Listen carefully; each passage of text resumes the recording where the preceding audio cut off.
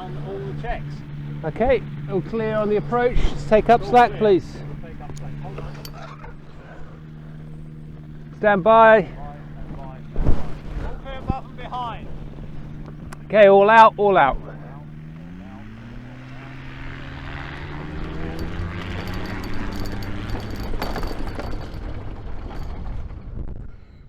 So, assuming that you've got your wings more or less level, a lot of people, when they start aerotowing, they use their body in the same way as they do when they're hill flying. So we know what we do when we're hill flying. We move our weight to the left and the glider, off the glider goes, we centralise and it's all very lovely.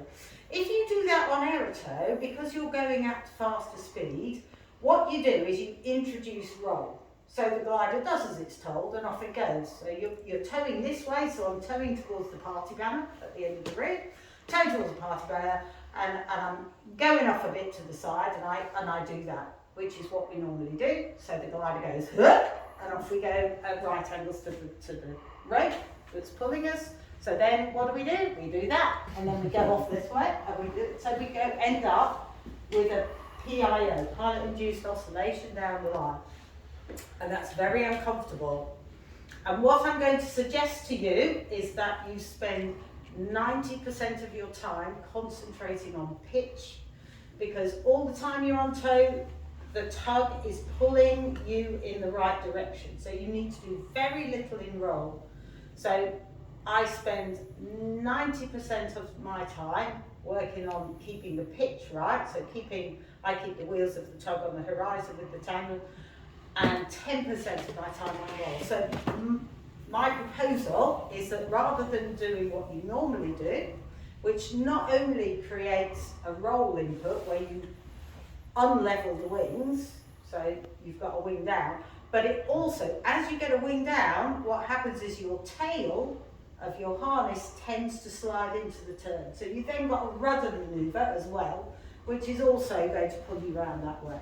And what you end up with, and I saw it quite a bit yesterday, is quite a nice video, sorry Donnie, but it's yours, and you can see the tail wagging, yeah? And all the time the tail's wagging, the glider's doing this and that, and it's very unsettled.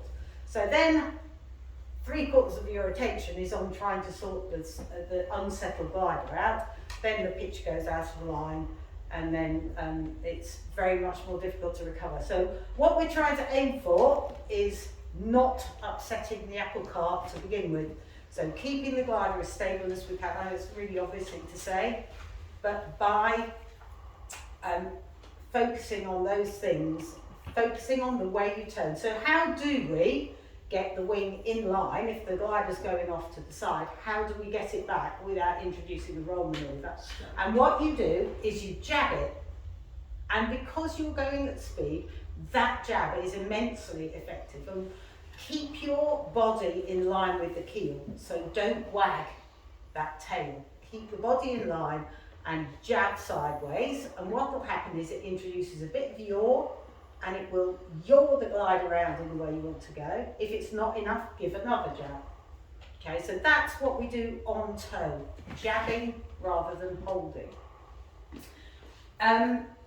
We'll just dot into what happens when you find yourself in the unpleasant situation of a wing up on launch, because even with the best in the world, if you've got hold of the trolley, and you go over a bit of a bump on the runway, and what happened yesterday, a couple of times, is that people did come up with their weight, with their glider banked, and thank you, Donnie, you've given another lovely example of that. So he comes off the trolley through no fault of his own with the glider at a bank, and sometimes that happens.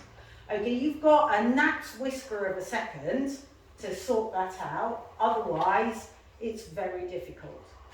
And the way to sort that out is to, obviously, haul all your weight, but what happened in your situation, I think, Donnie, is that the tail had fallen into the turn.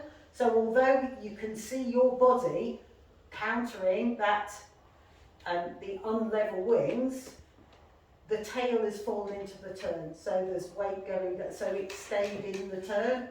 So you've got to get that tail up. You've got to work out where your tail is, and by whacking the tail up with your body, it may come out. If it doesn't come out, you've got to release. Okay, you can't, at low level, when the glider's doing this, there's no coming back from that.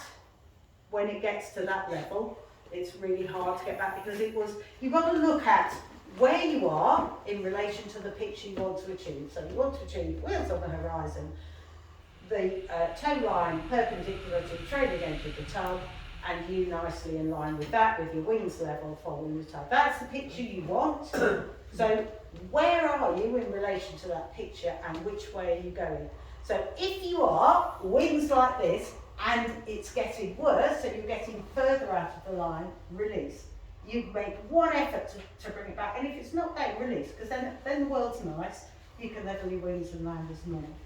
Okay, if you've done a huge, great beefy manoeuvre and you're starting to come back again, okay, stay with it, and try and sort it out.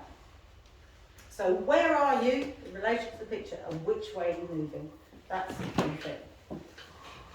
So, if you're out of station in pitch, and we had this quite a bit yesterday, with people particularly slippery gliders, so Atoses and competition wings following a slow tug, which was the XL.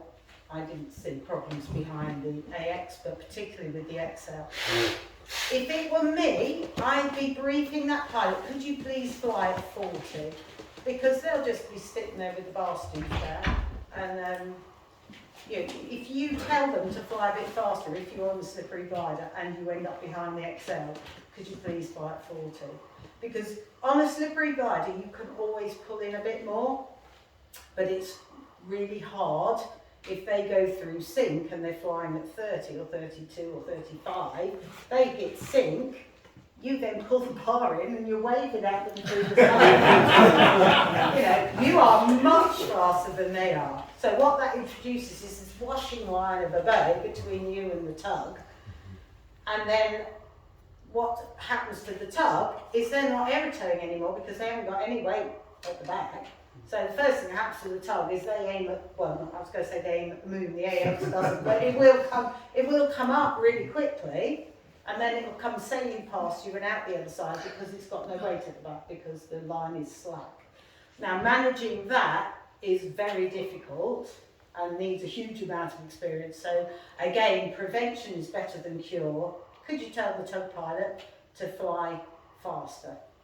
Because I've got a slippery glider, I've got an Atos, or I've got a, what's it, combat wall, whatever it was. So, fly faster please, could you go at 40?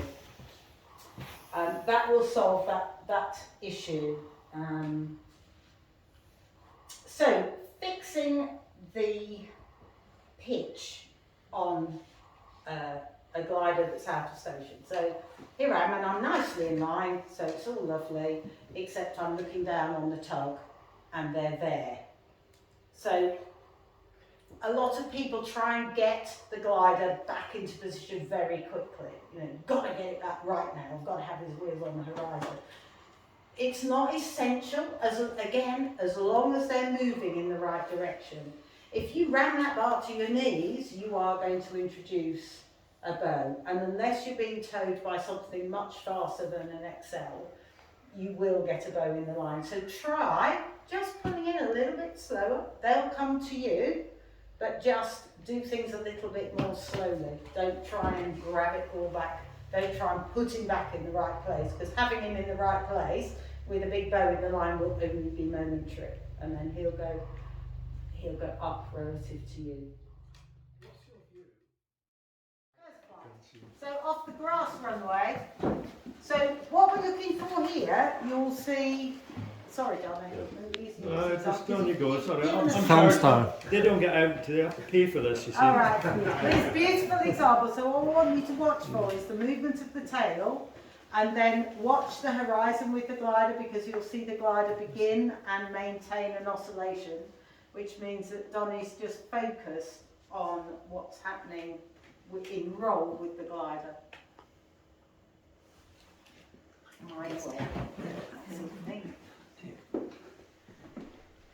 If you can't see it very well, it's on my computer, so anybody can have a look at it anytime. So lovely, clean lift out, look at the horizon, absolutely parallel with the horizon, no problem at all.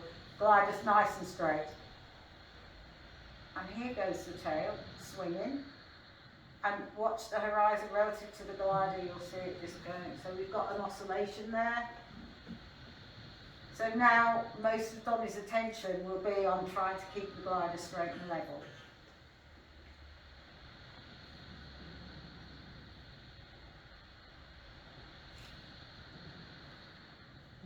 Stable, yeah. And then you'll see Donnie pull in, because the tug's obviously gone down. You see the rope go down, so he's now pulling in.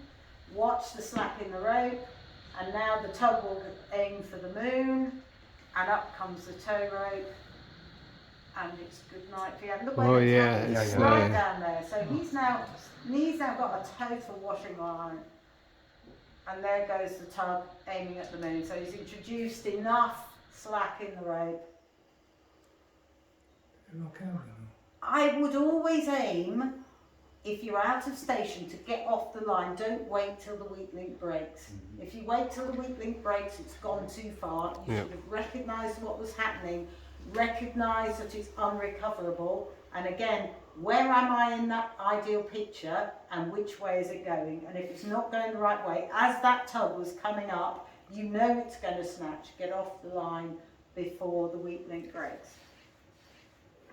I agree. If you come off the trolley cleanly with your wings level, get that bar in, because what people want to do is get further away from the ground, because that's what they're used to doing, whereas and getting clear. But actually what you're doing is prolonging the agony, because the longer the higher you are, the harder it is for the tug to come up, because you're pulling the back of the tug up, so you're actually nailing your tug to the floor. So the sooner, and as you get more experience, you will enjoy that. The glider comes up cleanly, and you get over that bar, and you zoom. It's fantastic. Zoomies over the ground, and low level. 1 to 2 meters above the ground, no more than that, and then your tug will thank you very much, won't you, Steve, and just come up, and then suddenly the two of you come up together really quite quickly. Get yourself to 2 meters above the ground and maintain your station. In order to maintain your station, the tug is still on the ground and is accelerating. In order to maintain your station, you will almost certainly have to progressively pull speed until you're matching the tug pilot's speed.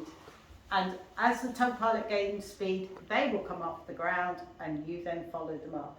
So you don't want a diving, moment as you come off the trolley. That's very bad. You want to climb to 6 feet. So you've got this picture. So this is what we're looking for, and this is what we want to keep all the way to the top of the toe. So you're already in position, slightly above the tug, and you maintain your station until they come up, and up you go together. So you're locked into your formation from 2 meters above the ground. You're now in formation with your tug. Up you go. And of course to emphasise, you've got to come off the tug at that point. The trolley wants to lift, so you're going fast enough, so there should be no way you're going anywhere near the ground again. No, exactly. Because if you come off slowly, there's a few people come off yesterday when having to pitch out because they're going far too slow. If you lift the dolly off the ground a couple of inches and drop it, then you you're immediately have 2 meters altitude. Yes, and you have to arrest that altitude, because you will come catapulting up. You're not controlling your speed, you're controlling your height. There were several people yesterday on both runways that were lifting off and then having to almost to pitch out to actually stay up. Well, that's very, very dangerous. That is coming out They have going not too held slow. on long enough. If you're having to push out to miss the ground, you're Well, maybe very not quite close pushing now. out, but they certainly weren't pulling in. Absolutely. Hitting the ground not in landing position is a serious accident. I have never taken off from a trolley without lifting the front wheels off first. So do not leave the trolley until the front wheels are coming off. That is my best tip. Focus on the pitch, nudges, jabs, whatever you like to call them in roll. We've done the obvious thing about bracing your arms. It's on the back that. But some people just got pulled right out of the trolley like that and onto the floor because the drag of the trolley, they weren't ready for it. So if you really are rusty, Mhm. you've got to push the trolley along the floor. with your Yes, hand. yes, yes, yes. Nothing's making the trolley move. The rope isn't attached to the trolley. You've got to push the trolley down the runway. Mhm. So at the start, particularly at wallaby places, they have somebody else pushing the trolley. They do, don't they? Yeah. And that's dangerous for if you've always had that, and you've not realised that you've got to get it going from a standing start by pushing your hands. So you have to lock the flying position for when the rope pulls you Mhm. and push the trolley along. Yes. Really So good that's point. something we Really haven't- good point there. Um, Yeah, we haven't covered that. Yeah, So that's that's good, getting the whole assembly moving. Yeah, get the whole assembly Right. moving under its own momentum. It'll then be fine. So it's only a momentary thing, but that brace is very, very important. And why not push the trolley? If you have a really strong reason not to assist the first few meters just to get the thing moving well, in a straight line. if you've got pumps and things and you're worried that in long grass, it's well worth it because you can break some weak links just getting going. But Just getting a wee bit. There's It's no not easy need to problem. have somebody. Then No, you no, need no need. another person, Yeah. and you don't need them unless it's bumpy. And I mean, rough, in a isn't it? situation like this, there's loads of people, but usually you've got a minimum of people. Because if you get into the British way of doing things rather than the Wallaby Ranch way of doing things, doesn't matter which aerotow club you go to, you're all sorted. But if some have got a pusher of a trolley and some haven't, then you need to adapt your technique. If you brace and you have a pusher, that's fine. Okay. If you you're get not in the used to habit it. of not bracing and then suddenly you don't have a pusher, you are in trouble. Because you just do this, rather than the cartwheel manoeuvre, you do the somersault manoeuvre Yeah. forward. But it's going to pull you